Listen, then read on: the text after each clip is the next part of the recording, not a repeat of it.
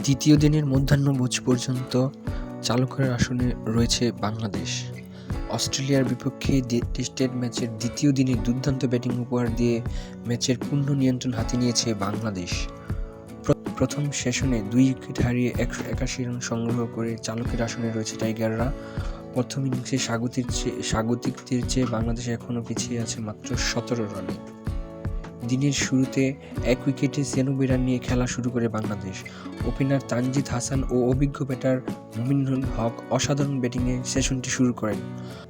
Australian পেসারদের কোনো সুযোগ না দিয়ে প্রথম ঘণ্টাতেই 33 রান যোগ করে স্কোরবোর্ডে 129-এ নিয়ে যান তারা।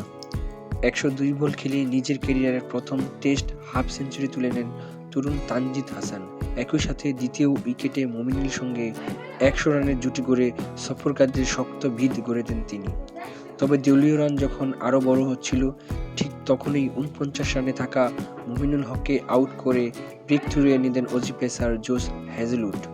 মাত্র 1 রানের জন্য হাফ সেঞ্চুরি মিস করেন মুমিনুল ফিরলেও রানের গতি কমতে দেননি অধিনায়ক নাজমুল হোসেন শান্ত ও তানজিদ হাসান। হাফ সেঞ্চুরির পর তানজিদ আরও আক্রমণাত্মক হয়ে ওঠেন এবং বাউন্ডারি হাঁকিয়ে অস্ট্রেলিয়ান বোলারদের উপর চাপ বাড়াতে থাকেন। অন্যদিকে অধিনায়ক শান্ত ক্রিজে এসে বেশ শান্ত ও গোছানো ব্যাটিংয়ে ইনিংস টেনে নেন। লাঞ্চ বিরতিতে যাওয়ার সময় তানজিদ হাসান 74 রানে এবং অধিনায়ক নাজমুল হোসেন 28 রানে অপরাজিত থাকেন।